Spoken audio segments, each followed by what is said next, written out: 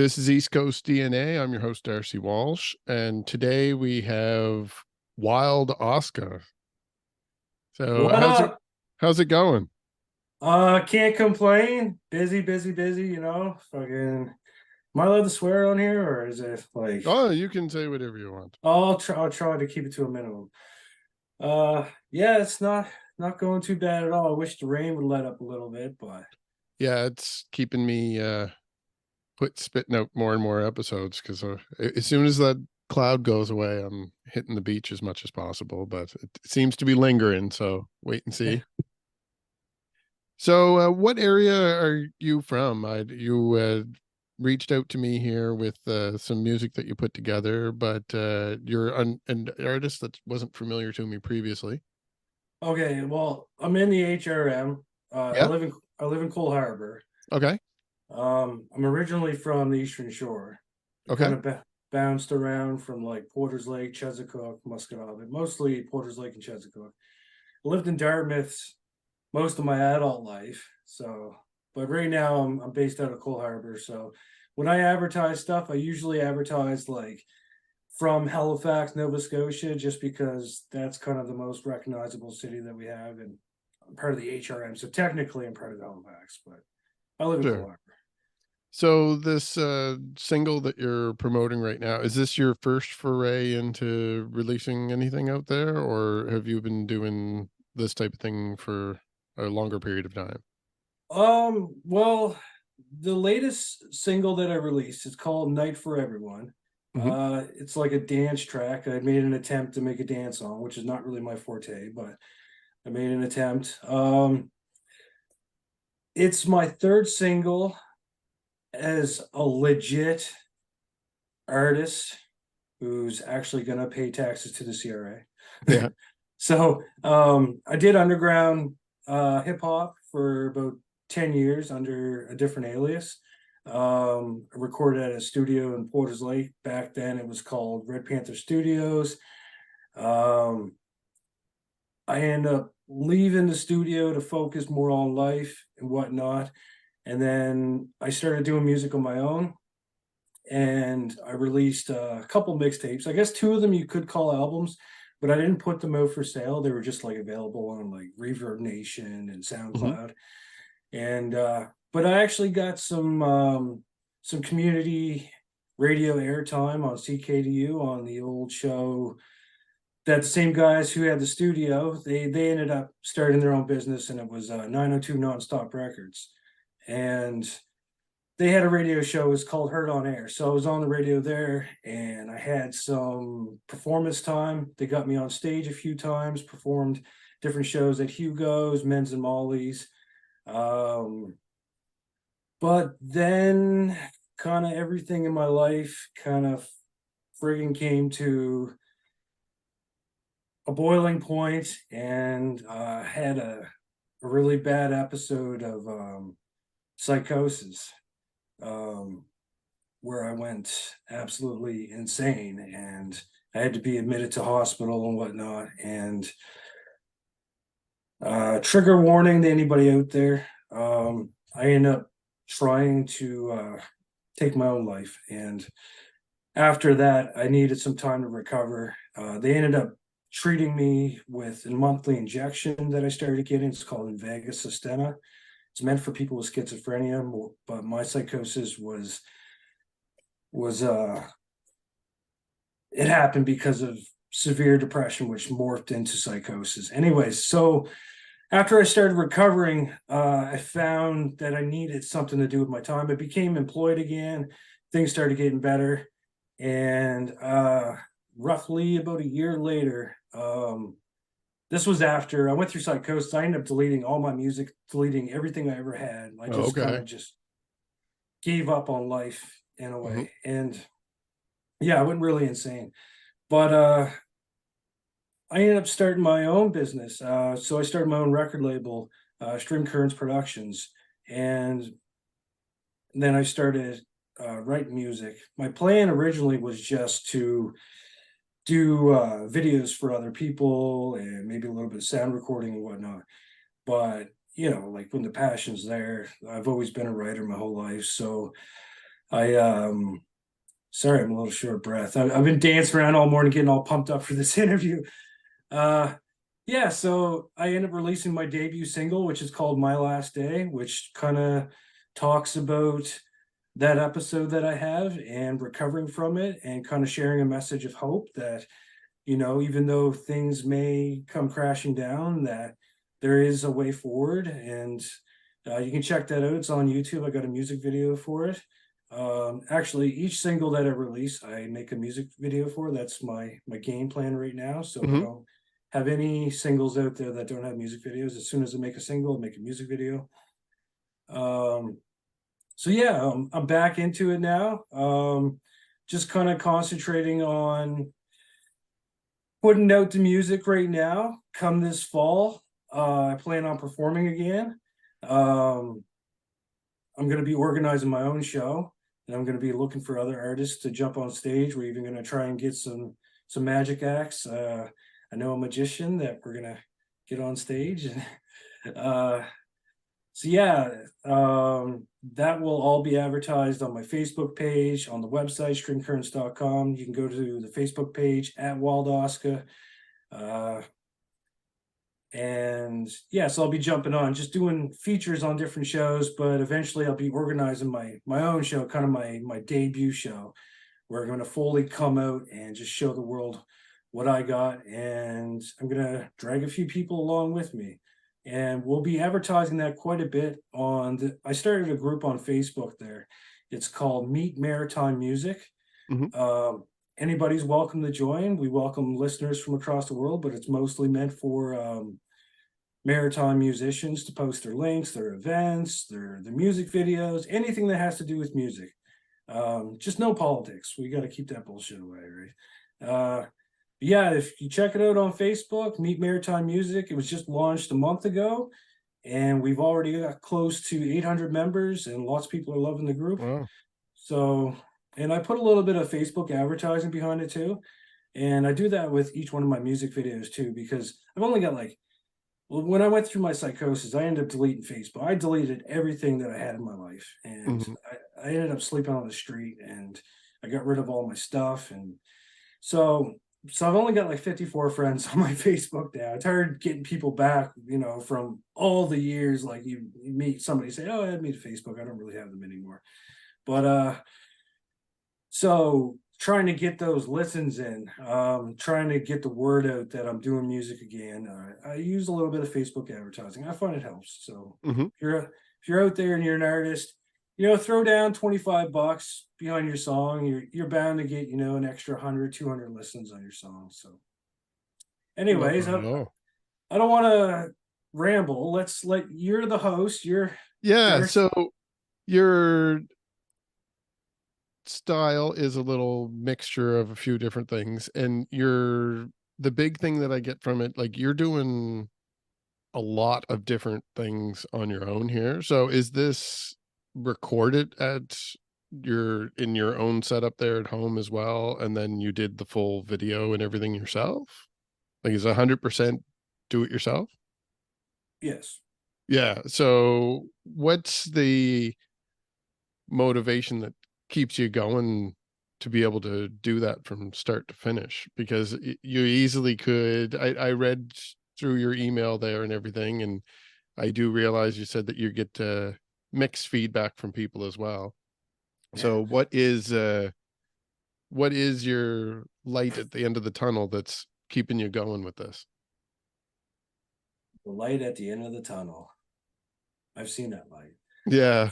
No, basically for me, it's like when I started the business and it's Hmm. actual a real thing. I mean, I have to do it. I have Yeah. to do as much as I can. So no matter what I'm doing. So say if I'm heading to work and I'm on the bus, that's my chance to be on my phone, promoting, advertising, sharing links, doing whatever I can. When I get off work, that's time to focus on the business aspect, and then there comes the creative side. So it's all kind of like a mixture of like a balance of do a little bit of this, and then I'll focus on this, and then eventually I'm going to want to add more team members because it is a lot of work to just do by myself, especially with the video making.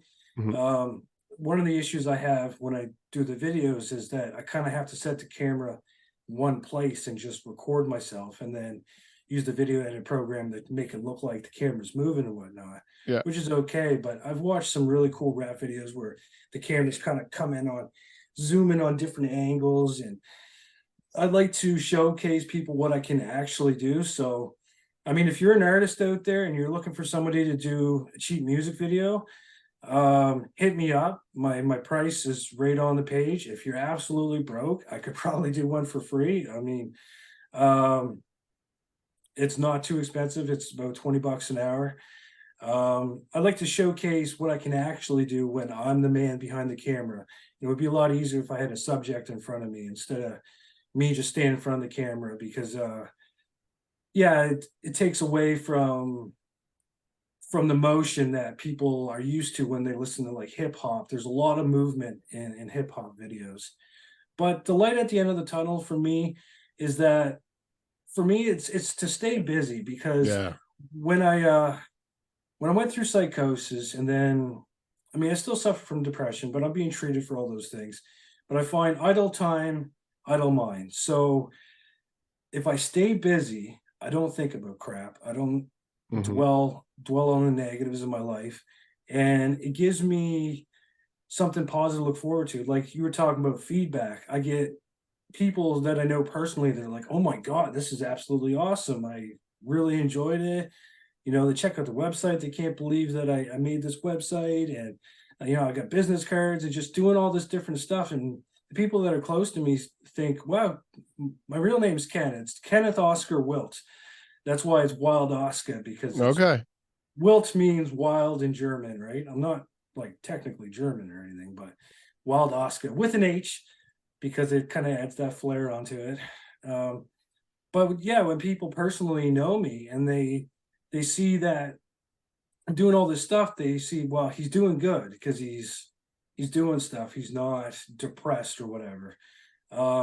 People on the internet, however, not everybody. Like sometimes I'll put up a song and I'll get like 500 likes and then 25 laughy faces, or you'll get the sad face for like, oh, this is sad as shit. Uh, and it's mostly because I'm just not somebody's style. And that's the thing about hip hop. It doesn't matter what kind of hip hop you produce, you're not going to appease everybody out there.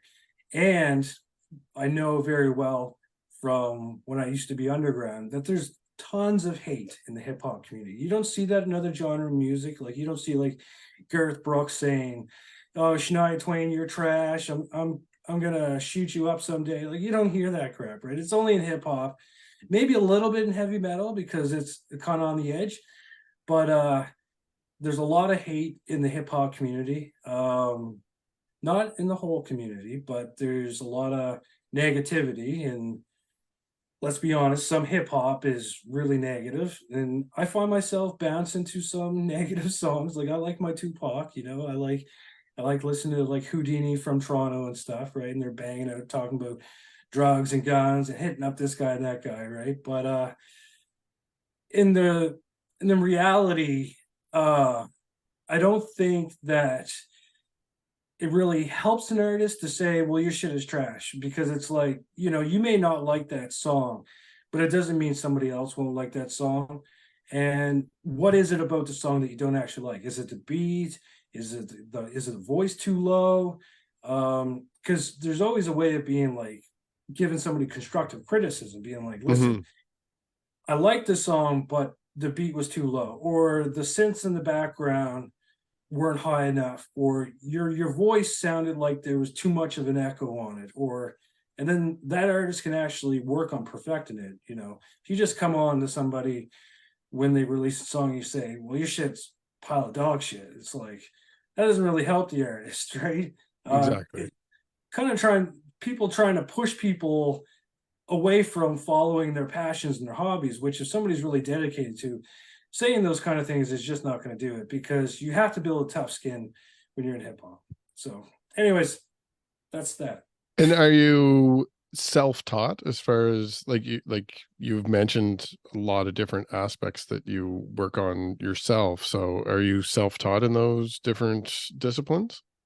I had some help along the way, like when I first started in the studio in Porter's Lake, I was like 16, and me and the studio guy, shout out to Risky Biz, Dave McPhee, he kind of got me into it, right? And I used to just show up and listen to him making beats, and we passed around joints and whatnot. And then he was working on something one night, and he said, "Would you like to make a beat?" I was like, "Sure." So he's got the old school, like I use a computer for all my beats, but Mhm. he had the old school setup, keyboard, I don't even know what you call it, his old school mixer, and just you play a little bit, then you got to do all this crap, and the beat I made was terrible, but it got me interested in it, Sure.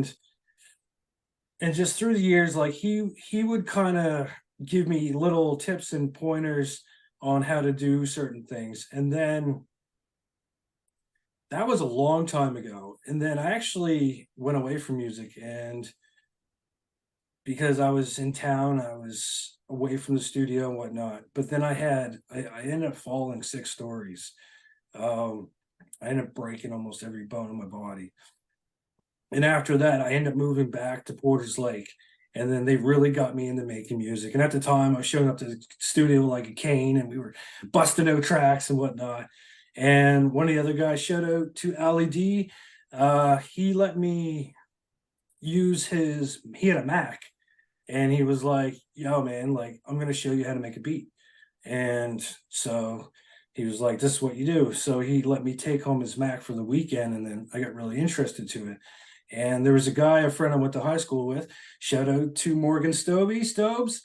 Um, he was in the same hospital room as me, and he was really excited that I was back into making music and whatnot. And he had an old Mac, and he just gave it to me. He was like, "Here, Cool. take this," and started making some music. So I did, and I never really like made a whole lot. It was just kind of playing around with it.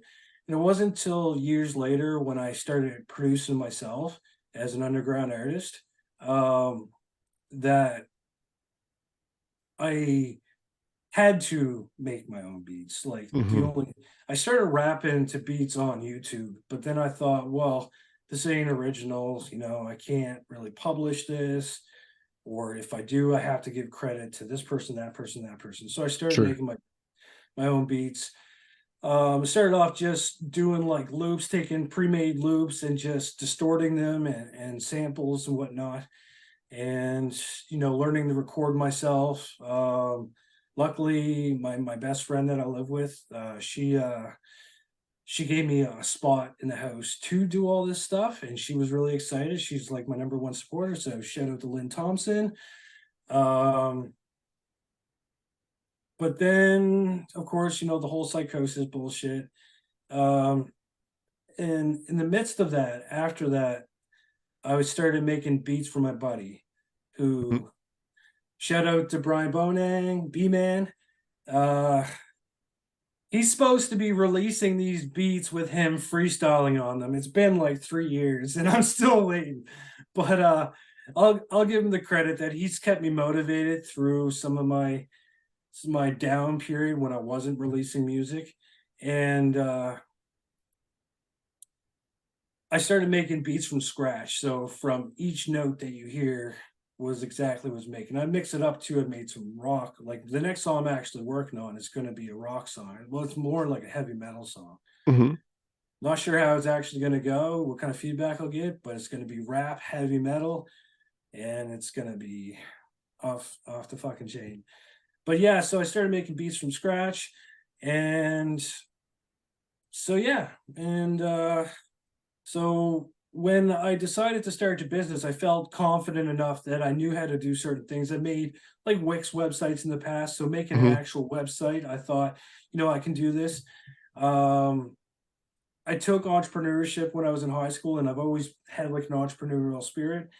So I did a lot of research behind all the business aspects, excuse me, all the things I need to do for paying taxes, how to make invoices, receipts, and just about everything I need to know to be a legit business, so I don't get myself in the hot water, because as a sole proprietorship, everything falls back on me, right? And you can go broke pretty quick if you make some mistakes. Oh Uh, yeah.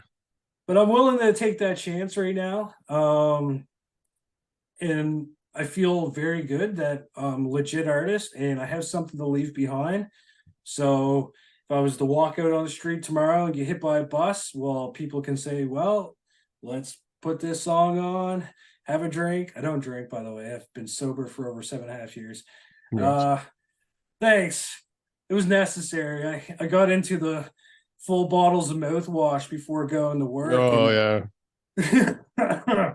I was I was pretty severe. Like, yeah, I even gave up smoking weed too. Like, I talk about it in my song, my latest song, "Night for Everyone." I talk about chopping that chiba and popping the list in the bottle, because I don't condone anybody that does it, but for me, it's necessary. I'm still gonna release songs that are gonna be, get people going, but you know, just on the real, like behind the scenes, like I'm probably at home watching Jeopardy. Yeah, yeah. Fair enough. So, for anyone that's excited to hear this new single, we'll wrap up the episode. We'll fade off into that single. Where can people find it if they want to listen to you outside of this episode or follow you in the future? You've mentioned your website. Is that the best place to keep up to date? Like, the website's kind of like ground central, so Hmm. that's where I'll post the links and to the music video, to the songs and whatnot. But I'm on Facebook, so I'm on Facebook, Twitter, Instagram, YouTube, and it's at Wild Oscah. That's with an H. So you can find me on those 4 platforms. I thought about going on TikTok. I'm still weighing that option. Um, on Facebook is where I post like every single day. Sure. I'm posting updates about stuff, and then you get to see a bit of my personality on there as well. Hmm. Instagram is more so just for advertising a little bit of what's coming and photos that I take and whatnot. And Twitter is kind of where I just let loose and my fleeting thoughts. And I do a bit of advertising on there too. But you can follow me on any of those social platforms at Wild Oscar. The single itself is available on all major streaming platforms. So Spotify, Apple Music, Deezer, Tidal, so on and so forth, Amazon. If you want to listen to it on a web-based browser, you don't want to listen to it on an app, you can go to Reverb Nation. It's available there. It's on Audio Mac. It's on SoundCloud.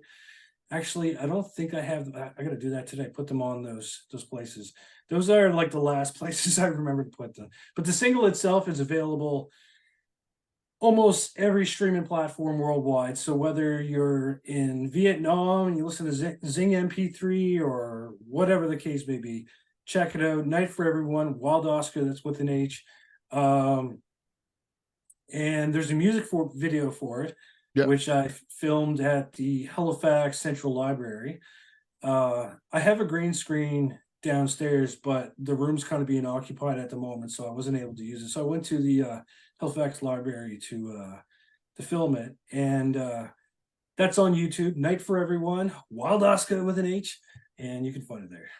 Perfect. We'll put a link to the video at the end of this episode as well. Yeah, thanks, man. Perfect. Well, thanks for your Yeah, time. let's get it, get your spinach, time to rip it, drip these beats from the beaker, tweaking shipments from the speakers till the freaking beacon. Yeah, let's flip it like some fishes, time to tip it, ship the heat up to the fever. People need to feel the heat like spicy Caesars. Yeah, let's dip it, drop and hit it, pop the lid, let's twist it, chopping these beats like a cleaver. Deep in the scene, let's get a little leaner, never mind your demeanor. Yeah, let's whip it, don't diminish, it ain't finished. Clean your meter, fill your leader, get out your seat, lose the shield and move those sneakers. We all up in here tonight, so don't make us have to start a fight, 'cause we just want to have some fun.